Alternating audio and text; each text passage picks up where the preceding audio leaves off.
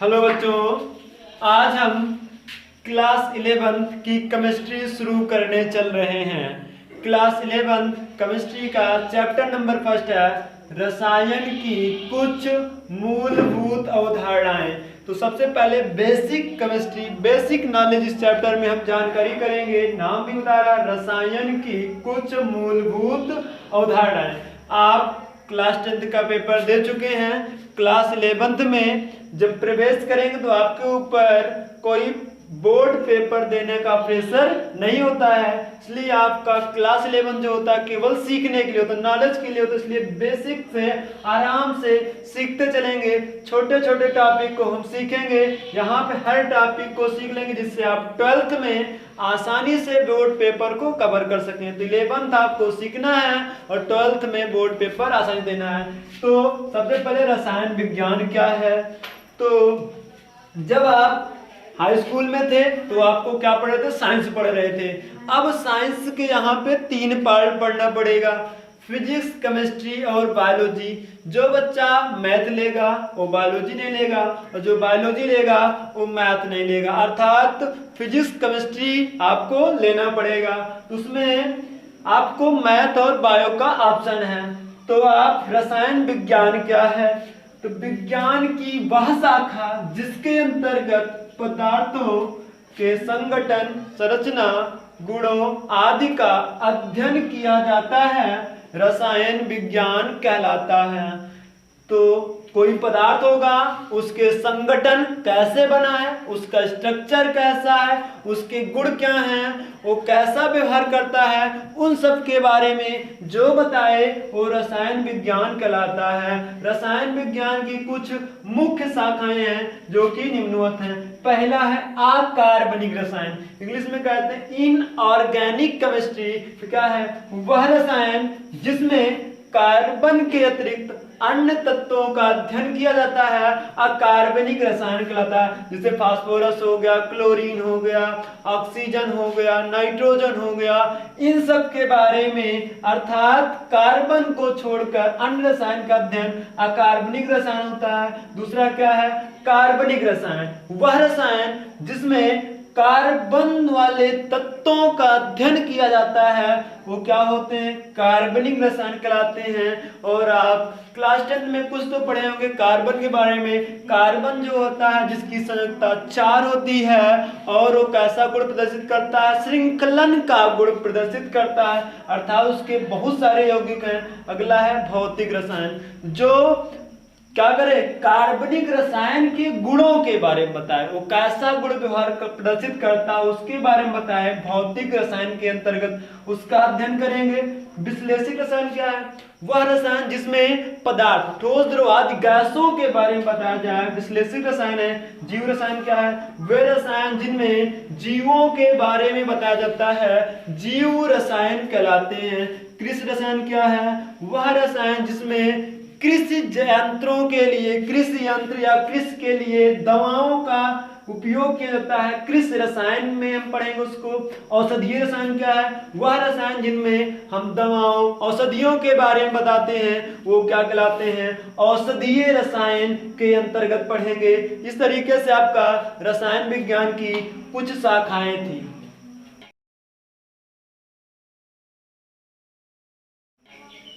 तो केमिस्ट्री का जो है हमारे दैनिक जीवन में बहुत ज़्यादा महत्व है। सुबह से लेकर शाम तक ज़्यादातर हम केमिस्ट्री का ही प्रयोग करते हैं।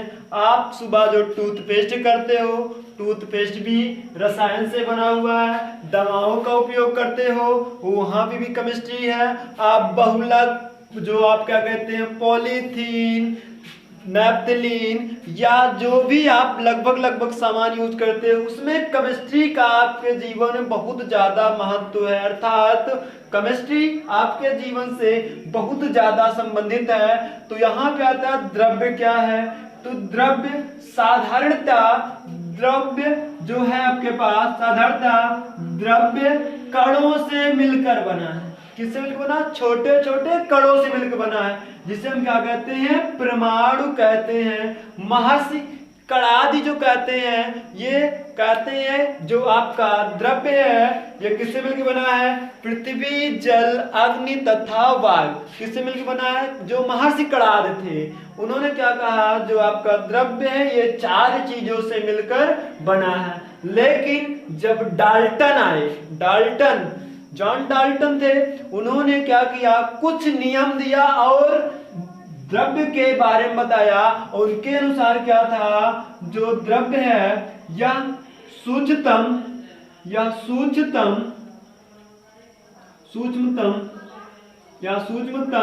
अविभाज्य कण है। क्या है? सूक्ष्मतम अविभाज्य कण है जिसे परमाणु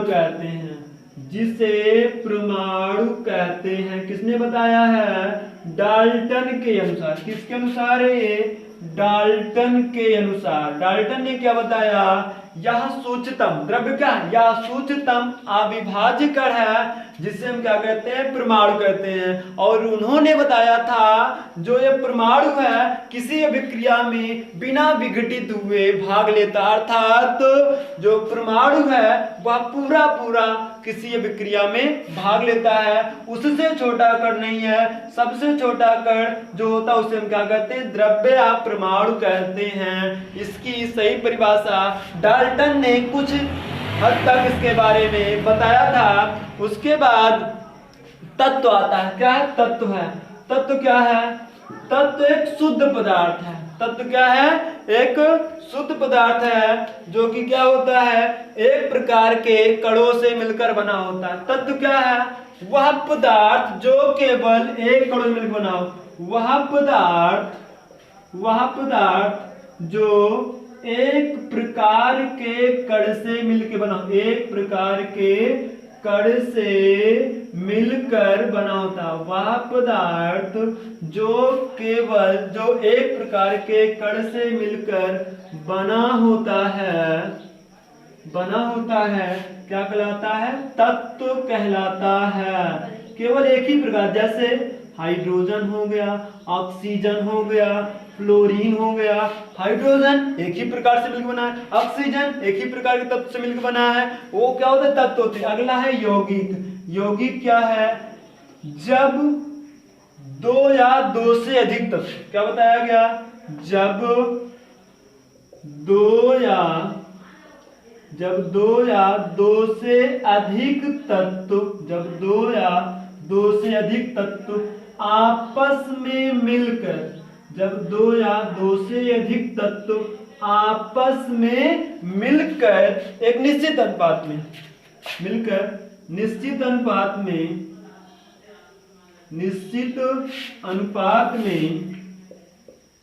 यौगिक बनाते हैं। अर्थात यौगिक बनाते समय उनका अनुपात निश्चित होता है। जैसे हाइड्रोजन और ऑक्सीजन 2 तत्व मिलकर जल बना लिए, इनका अनुपात क्या हो गया? निश्चित हो गया। नाइट्रोजन और हाइड्रोजन 2 तत्व मिलकर क्या बना लिए? अमोनिया के यौगिक बना लिए। ऐसे ही नाइट्रोजन, हाइड्रोजन और क्लोरीन ये तत्व मिलकर क्या बना लिए? NH4Cl बना लिए। इस तरीके से आपका यौगिक का निर्माण हो जाता है। रासायनिक संयोजन का नियम। तो रासायनिक संयोजन का नियम क्या है? रासायनिक अभिक्रिया संपन्न कराने के लिए जिन जिन नियमों का प्रयोग किया जाता है उन्हें हम क्या कहते हैं? रासायनिक संयोजन का नियम कहते हैं। क्या बताया गया? जो अभिक्रिया होगी उसमें जितने भी नियम लग जाएंगे वही सारे नियम रासायनिक संयोजन का नियम कहलाते हैं। ये 5 प्रकार के पढ़ेंगे हम। पहला बताओ क्या होगा? द्रव्यमान संरक्षण का नियम। दूसरा स्थिर अनुपात का नियम। तीसरा गुणित अनुपात का नियम। चौथा तुल्य अनुपात का नियम। 5वां गे-लुसैक का नियम। तो 5 प्रकार के नियम पढ़ेंगे। द्रव्यमान संरक्षण का नियम, स्थिर अनुपात का नियम, गुणित अनुपात का नियम, तुल्य अनुपात का नियम, गे लुसेय के अनुपात का नियम। इसमें पहली हेडिंग आप लोग डालोगे द्रव्यमान संरक्षण का नियम। तो द्रव्यमान संरक्षण का नियम क्या है बच्चों, तो बताना हमारे साथ कि किसी भी अभिक्रिया के दौरान, कौन सी हेडिंग डाले हो, द्रव्यमान संरक्षण का नियम, किसी भी अभिक्रिया के दौरान उसके द्रव्यमान में कोई परिवर्तन नहीं होता है। अर्थात दूसरी तरीके से परिभाषा बताओ कि अभिक्रिया में भाग लेने वाले पदार्थ का द्रव्यमान अभिक्रिया में उत्पन्न होने वाले पदार्थ के द्रव्यमान के बराबर होता है। सुनो क्या है, मान लो अभिक्रिया में A प्लस बी से हुई, क्या बना, C प्लस डी बना। किससे हुई, A प्लस बी से हुई, C प्लस डी बना।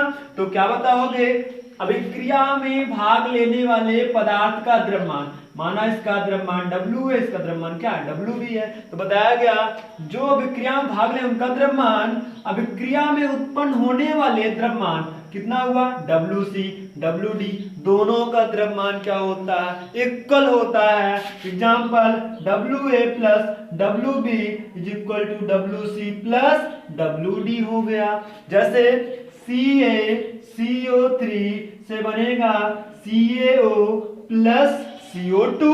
तो Ca का अणुभार कितना होता है 40, कार्बन का 12, ऑक्सीजन का 16 और 16 तिया 48, टोटल कितना हो जाएगा 100 हो जाएगा। इसका बताओ, कैल्शियम का 40, ऑक्सीजन का 16, तो 16 40 कितना हो जाएगा 56 हो जाएगा। और कार्बन का 12 और 16 दूना 32 और 32 12 44, टोटल कितना हो गया 100 हो गया।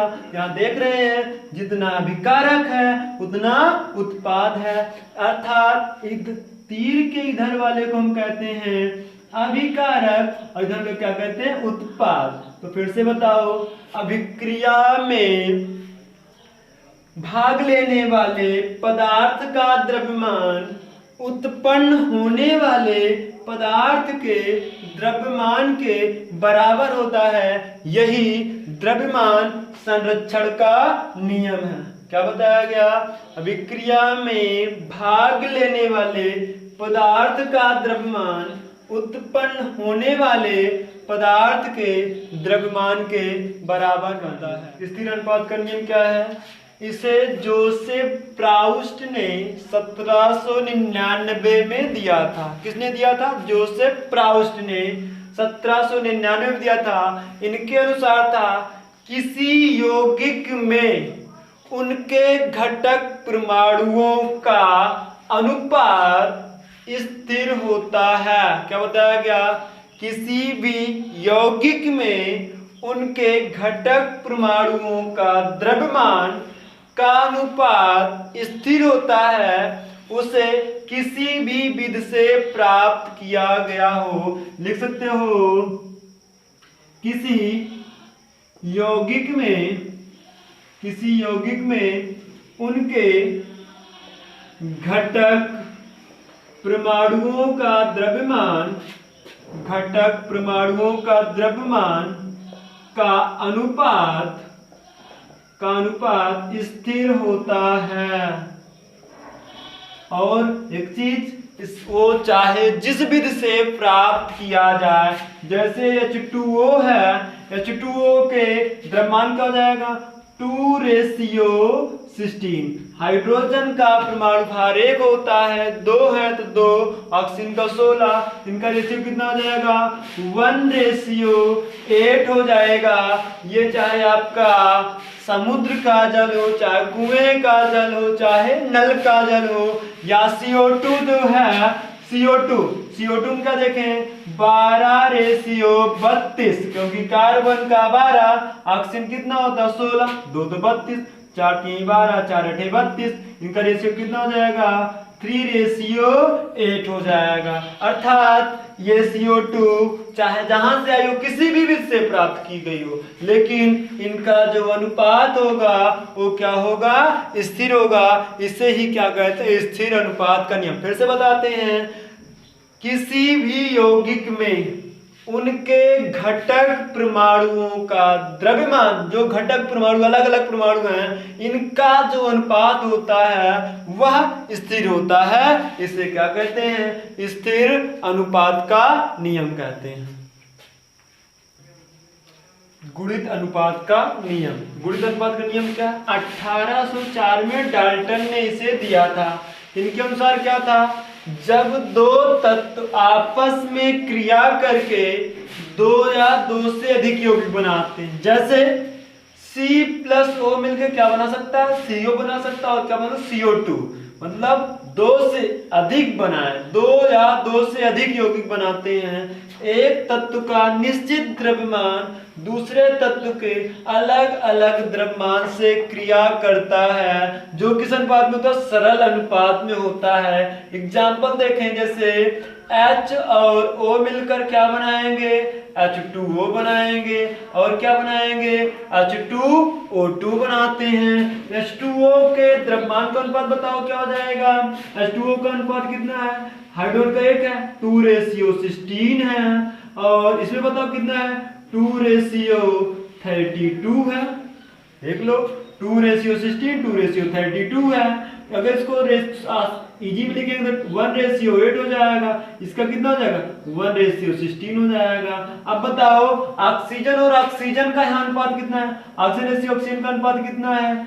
8 1 8 8 2 16। इन दोनों का अनुपात कितना है? 1:2 है, जो किस अनुपात में है? सरल अनुपात में। जब दो तत्व आपस में क्रिया करके दो या दो से अधिक यौगिक बनाए, दो बनाए या दो से ज्यादा बनाए, तब क्या होगा?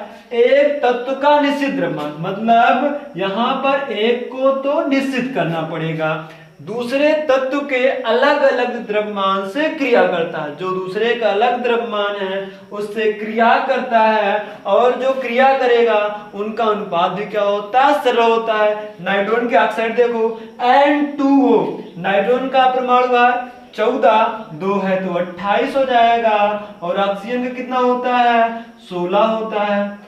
भाई नाइट्रोजन का एक कितना होता है? 14 होता है। कितने नाइट्रोजन? 2 है तो 28:16 हो जाएगा। इसका बताओ NO का, तो इसका हो जाएगा 14:16। और इसका बताओ तो 28:48 हो जाएगा, क्योंकि 16 और 3 48 होता है। इसका बताओ 14:32 हो जाएगा। इसका बताओ 28:80 हो जाएगा। तो क्या बताया गया? एक तत्व का निश्चित द्रव्यमान, अभी यहाँ देखो 28 14 28 14 28 है, ये तो निश्चित है नहीं, इसको निश्चित कर दें तो इनका जो निश्चित करेंगे तो कितना हो जाएगा? 28:16। और अगर इसको 2 से गुणा कर दें तो 28:32, क्योंकि हमको एक को निश्चित करना है। तो इसका तो 28 दिया ही है, तो 28:48। और यहाँ पे 14 दूना 28:64, 2 से गुणा किए और 28 है ही, यहाँ सी। तो क्या बताया गया? एक तत्व का निश्चित द्रव्यमान, एक तत्व का जो निश्चित द्रव्यमान है दूसरे तत्व के अलग अलग द्रव्यमान से, जो हमारा ऑक्सीजन है इसके अलग अलग द्रव्यमान से संयोग कौन कर रहा है? नाइट्रोजन। और जो अब यहाँ पे ऑक्सीजन और ऑक्सीजन का अनुपात आएगा, बताओ 16 एकम 16 दूना 32 16 3 48 16 चौको 64 16 85, अर्थात इनका रेशियो 1 2 3 4 5। तो यही चीज बताया गया ना कि जो उनका अनुपात आएगा वो अनुपात भी किसमें होगा? सरल अनुपात में होता है। तुल्य अनुपात का नियम। तुल्य अनुपात का 1752 में रिचर ने दिया है। जब कोई दो तत्व किसी तीसरे तत्व के निश्चित द्रव्यमान से संयोग करता है तो दोनों तत्वों में जो द्रव्यमान का अनुपात होता है वही अनुपात आपस में संयोग होने पर यौगिक प्राप्त होगा। एग्जाम्पल से समझते हैं। मान लीजिए आपके पास कार्बन है या आपके पास हाइड्रोजन है और तीसरा क्या है? ऑक्सीजन है। जब कोई दो तत्व किससे करें? तीसरे तत्व के निश्चित द्रव्यमान से संयोग करता है तो पहले दोनों तत्व में जैसे इनसे क्या बनेगा, CH से क्या बनता है, CH4 बनता है, HO से क्या बनता है, H2O बनता है। ये बताया गया पहले दोनों तत्वों में जो द्रव्यमान का अनुपात निकालो इसका 12:4 होगा। इसका बताओ 2:16 होगा।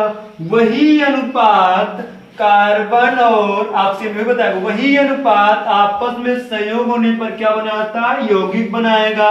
बताओ कार्बन इधर हाइड्रोजन कितना है 4, इधर हाइड्रोजन कितना है 2, इन दोनों को पहले बराबर करो। 4 करने के लिए क्या कर ले, यहाँ पे 4 कर लेंगे और यहाँ कितना हो जाएगा 16 दूना क्या हो जाएगा 32 हो जाएगा। तो आपका सूत्र क्या होगा, कार्बन का परमाणु भार 12 हो, ऑक्सीजन की कितना हो 32 हो, मतलब O2 कर दें। इसका सूत्र क्या हो जाएगा CO2 हो जाएगा। यही बताया गया जब कोई दो तत्व तीसरे तत्व से, दो तत्व किसका रिएक्शन, तीसरे तत्व के निश्चित द्रव्यमान से संयोग करता है तो दोनों तत्वों में ये कार्बन और हाइड्रोजन, हाइड्रोजन और ऑक्सीजन में जो अनुपात होगा वही अनुपात कार्बन और ऑक्सीजन में होता है। इसी अनुपात के नियम को तुल्य अनुपात का नियम कहा जाता है। अगला क्या है, गे-लुसैक का नियम। गे-लुसैक का नियम समान ताप व दाब पर अभिक्रिया में भाग लेने वाले पदार्थ तथा उत्पन्न होने वाले पदार्थ यदि दोनों गैस अवस्था में हो, किस अवस्था में, गैस अवस्था में हो, तो जो इनके आयतन का अनुपात है क्या है, दोनों गैस अवस्था में हो, इनके आयतन क्या हो, आयतन का अनुपात क्या होता है, सरल होता है। जैसे हाइड्रोजन किस अवस्था में गैस, क्लोरीन किस अवस्था में गैस, जो Cl भी किस अवस्था में हो गैस।